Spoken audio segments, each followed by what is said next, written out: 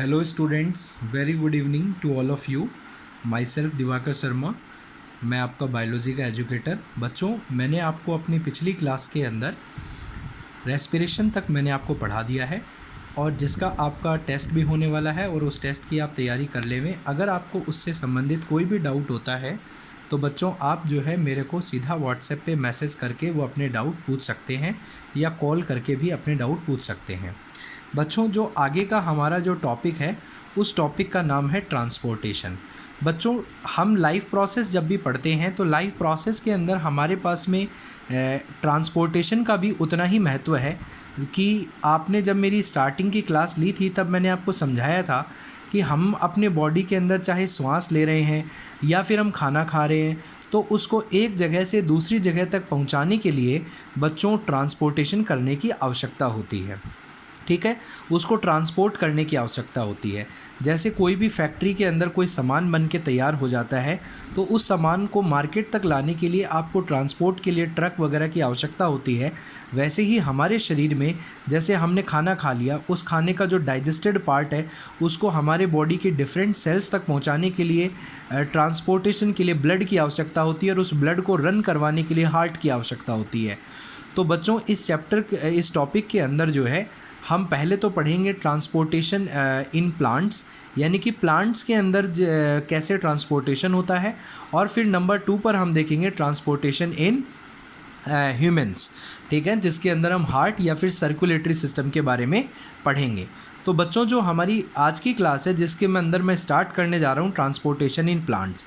बच्चों देखिए, transportation in plants भी उतना ही महत्वपूर्ण है क्योंकि देखो प्लांट के अंदर आपको मालूम है कि प्लांट जो है वो ज़मीन में नीचे से पानी को एब्जॉर्ब करता है, अवशोषित करता है, और वह पानी मिट्टी में, जैसे क्योंकि जब भी हम प्लांट्स में पानी देते हैं तो आपने देखा होगा कि हम मिट्टी में पानी डालते हैं और वो पानी एब्जॉर्ब करके प्लांट जो है वो अपनी लीव्स तक, उसकी लीव्स तक वो पानी पहुंच जाता है।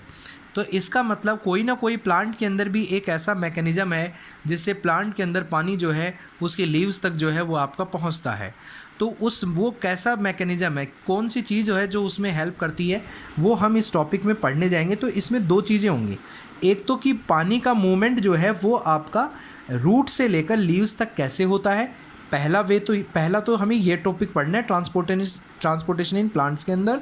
और दूसरा टॉपिक हमारा ये रहेगा कि जो मतलब कि आपने फोटोसिंथेसिस हमने आपको पढ़ाया था, तो आपको मालूम है कि लीव्स जो फूड तैयार कर रही हैं तो उस फूड को भी तो प्लांट के डिफरेंट पार्ट्स तक पहुंचाना होगा, तो वो ट्रांसपोर्टेशन कैसे होगा। तो यहाँ पर इन दोनों के बारे में हम डिस्कशन करेंगे। आज की क्लास में हम ट्रांसपोर्टेशन इन प्लांट्स और हम वाटर का ट्रांसपोर्ट देखेंगे कि रूट से आपका लीव्स तक कैसे होता है। इस वीडियो में आज हमें ये समझना है। देखिएगा बच्चों, जब हम ट्रांसपोर्टेशन इन प्लांट की बात करते हैं तो डेफिनेशन लिखी हुई है, the process by which a substance is absorb और सिंथेसाइज्ड इन वन पार्ट। यानी कि या तो आप प्लांट एब्जॉर्ब करोगे, जैसे हम रूट से एब्जॉर्ब कर रहे हैं, या कोई प्लांट के पार्ट में कोई फूड सिंथेसाइज हुआ है उसको अगर हम ट्रांसपोर्ट करते हैं अदर पार्ट में तो उसको हम क्या कहेंगे, ट्रांसपोर्टेशन कहते हैं इन प्लांट्स के अंदर। सब्सटेंस जो ट्रांसपोर्ट किए जाते हैं, क्या क्या ट्रांसपोर्ट होता है प्लांट्स के अंदर, तो वाटर होता है जैसे रूट से लेकर आपका लीव्स तक। मिनरलाइन जो हम रूट के अंदर से जो मिनरलाइंस होते हैं जैसे नाइट्रोजन हो गया, फॉस्फोरस हो गया, है ना, ये सब एब्जॉर्ब करते हैं। तो उनका ट्रांसपोर्ट होता है कहाँ से, रूट से लीव्स तक। और जो लीव्स जो फूड प्रिपेयर करती हैं वो आपका पूरे प्लांट के अंदर जो है ट्रांसपोर्ट होगा। ठीक है बच्चों, तो इसके अंदर ये होता कैसे, देखिएगा इसके अंदर कंडक्टिंग टिश्यू यानी कि कंडक्ट करने का काम, यानी कि कंडक्ट करने का काम क्या होता है कि मूवमेंट कौन करवाएगा, तो कंडक्ट करने का काम 2 टिश्यू करते हैं, एक होता है जाइलम और दूसरा होता है फ्लोएम। बच्चों आप इसको ऐसे भी याद रख सकते हैं, जाइलम और फ्लोएम है, तो आपको इसको सिंपल करके एक बार इस बात को समझ लें कि जो जाइलम होता है वो तो क्या करता है कि रूट से लेकर लीव्स तक वाटर का और मिनरल आयंस का ट्रांसपोर्ट करवाएगा, और जो फ्लोएम है वो फ्लोएम क्या करता है कि जो लीव्स जो फूड प्रिपेयर करती हैं उस फूड को जो है डिफरेंट पार्ट्स तक पहुंचाएगा। तो आप इसको ऐसे समझ सकते हैं, पी से फूड या पूड बोल सकते हो। तो फ्लोएम तो फूड का ट्रांसपोर्ट करते हैं और जाइलम जो है वो वाटर और मिनरल आयंस का ट्रांसपोर्ट करता है। अब जाइलम में देखेंगे ये क्या करता है, it conduct water upward in the plant. Upward in the plant का क्या मतलब हो गया बच्चों कि आप देख सकते हो कि रूट से लेकर कहाँ तक ट्रांसपोर्ट कर रहा है, लीव्स तक। तो मूवमेंट कैसा हो गया, अपवर्ड मूवमेंट हो गया। इसलिए बच्चों कई बार ये भी कह दिया जाता है कि जाइलम का जो फ्लो होता है वो फ्लो क्या है, यूनिडायरेक्शनल है, मतलब एक ही साइड में हो रहा है, ज़मीन से लेकर ऊपर तक लेके जा रहा है। इसके अलावा ये क्या करता है, स्ट्रेंथ प्रोवाइड करता है स्टेम को, और प्लांट को जो है वो स्टैंड अपराइट करने में हेल्प करता है। It is located in the centre of plant body.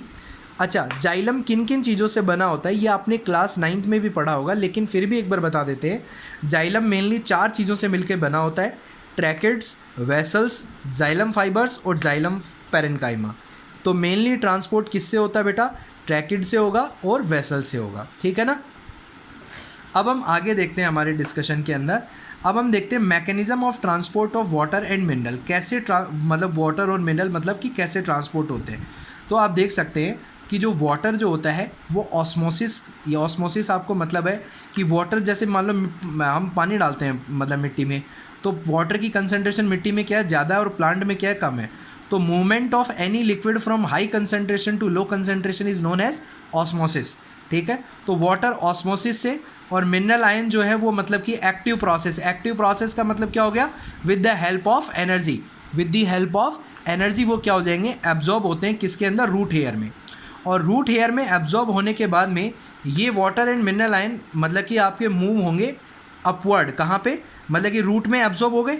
अब रूट में एब्जॉर्ब होने के अंदर रूट का एक अंदर एक पार्ट होता है जिसको हम क्या कहते हैं, कॉर्टेक्स पार्ट। क्या कहते हैं बच्चों, कॉर्टेक्स पार्ट कहते हैं। तो रूट के कॉर्टेक्स पार्ट तक आएंगे, और उसके बाद में कॉर्टेक्स पे आने के बाद में कहाँ पहुँचेंगे, जाइलम में पहुँच जाएंगे। समझ में आ गई बात। मतलब जैसे मान लो कि ये कोई प्लांट है, तो इस प्लांट में पहले कहाँ पहुँचे, मतलब नीचे जैसे रूट हेयर है तो वहाँ पहुँच गए, उसके बाद में रूट के कॉर्टेक्स वाले पार्ट में आ गए, और फिर जाइलम वाले पार्ट में चले गए। समझ रहे हो बात को। तो ये प्रोसेस हो गया हमारा, और उसके बाद में धीरे धीरे ये लीव्स तक पहुँच जाते हैं इस तरह से। अब देखो हमने ये तो देख लिया कि उसका रास्ता क्या होगा, कि जैसे मैंने बता दिया कि भाई पहले तो वो क्या होंगे कि मतलब कि रूट हेयर में आएंगे, रूट हेयर में आने के बाद में कॉर्टेक्स तक जाएंगे, और कॉर्टेक्स में जाने के बाद में जो है वो आपके जाइलम में जाएंगे, और जाइलम से वो लीव्स तक पहुंच जाएंगे। लेकिन क्वेश्चन ये उठता है कि वो लीव्स तक जाएंगे कैसे।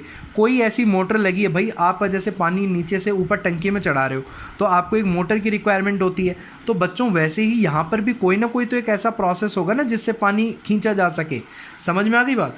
तो वो मतलब पावर क्या है, that process is known as that, उस प्रोसेस को हम क्या कहते हैं, आपका ट्रांसपीरेशन कहते हैं। उस प्रोसेस को हम क्या कहते हैं बच्चों, ट्रांसपीरेशन कहते हैं। तो ट्रांसपीरेशन क्या होता है, loss of water in the form of vapour. Loss of water यानी कि जो लीव्स होती हैं, तो लीव्स क्या होती है, जैसे मान लो कोई भी लीव है आपके पास में, यानी कि लीव कोई भी लीव है, जैसे फॉर एग्जांपल ये हमने कोई लीव जो है वो आपकी बना दी, ठीक है। तो ये लीव्स क्या करती हैं बच्चों, इन लीव्स के अंदर छोटे छोटे आपको मालूम है स्टोमेटा होते हैं। लीव्स के नीचे की सरफेस की तरफ स्टोमेटा ज़्यादा पाए जाते हैं, और इन स्टोमेटा से क्या होता है कि पानी जो है वो आपका थोड़ा थोड़ा निकलता रहता है। समझ रहे हो बात को। तो इन लीव्स में से क्या हो रहा है, पानी जो है वो निकलता रहता है। अब जैसे मान लो कि पानी अगर निकल रहा है तो लीव्स में क्या हो जाएगी, पानी की वहाँ पर क्या हो जाएगी, कमी हो जाएगी। समझ रहे हो बात को। पानी की क्या हो जाएगी, कमी हो जाएगी, और उस पानी की कमी होने के कारण क्या हो जाएगा, एक सक्शन पंप क्रिएट होता है। क्या क्रिएट होता है बेटा, सक्शन पंप। सक्शन पंप का मीनिंग क्या है, इसको अब आप ऐसे भी समझ सकते हैं बच्चों। अगर आप इसको लिखना चाहें तो मैं एक बार आपको दिखा देता हूँ। आप वीडियो को फॉरवर्ड और बैकवर्ड करके फिर बाद में आप इजीली लिख सकते हैं, क्योंकि अब मैं जो है इसको रब करने जा रहा हूँ, ठीक है। आपको यहाँ तक लिखना है, फिर आपको ऊपर से ये पार्ट, और फिर यहाँ से लिखते हुए नीचे चलना है, ठीक है। तो ये स्टोमेटा के थ्रू होता है। फिर इसके आगे की चीज़ मैं एक्सप्लेन करता हूँ। तो बच्चों यहाँ पे लिखा हुआ है अपवर्ड मूवमेंट। ये इसका मतलब ये, कई बार ये क्वेश्चन पूछ लेता है कि वाटर का जब अपवर्ड मूवमेंट होता है, यानी वाटर जब ऊपर की तरफ जाता है, ठीक है ना, वाटर जब ऊपर की तरफ मूवमेंट शो करता है, ठीक है ना, यानी कि जाइलम से ऊपर लीव्स तक जा रहा है, तो इस मूवमेंट को क्या कहते हैं, इस मूवमेंट को हम कहते हैं क्या, एसेंट ऑफ सैप। और सैप क्या होता है, सैप कुछ नहीं होता बच्चों, सैप का मतलब होता है water and mineral ions. Water और मिनरल आयंस दोनों को मिलाकर हम क्या कहते हैं, सैप कहते हैं, ठीक है ना। तो इसका मतलब हो गया एसेंट। एसेंट का मतलब ऊपर, और सैप का मतलब वाटर एंड मिनरल आयंस। तो upward movement of water and mineral ions is known as ascent of sap. It is very important, ये आपको याद रखना होगा। एसेंट ऑफ सैप क्या है, upward movement of water and mineral ions. ठीक है, तो बच्चों ये हमने आज जो है ट्रांसपोर्टेशन इन प्लांट्स के बारे में यहाँ तक हमने पढ़ लिया है, ट्रांसपिरेशन तक। कल मैं ट्रांसपिरेशन का मैकेनिज़्म और फ्लोएम का मैकेनिज़्म जो है अपने नेक्स्ट लेक्चर के अंदर जो है वो आपको प्रोवाइड करूँगा। ठीक है बच्चों, आप एक बार वीडियो को अगर कोई चीज़ नहीं समझ में आती है तो आप इसको बार बार रिवाइंड करके देखें पीछे, आपको सभी चीज़ें समझ में आ जाएंगी। और NCERT आपको अच्छे से पढ़नी है। इसके बाद भी अगर किसी बच्चे का कोई डाउट है तो वो मुझे डायरेक्टली मैसेज कर सकते हैं। Thank you for joining the lecture.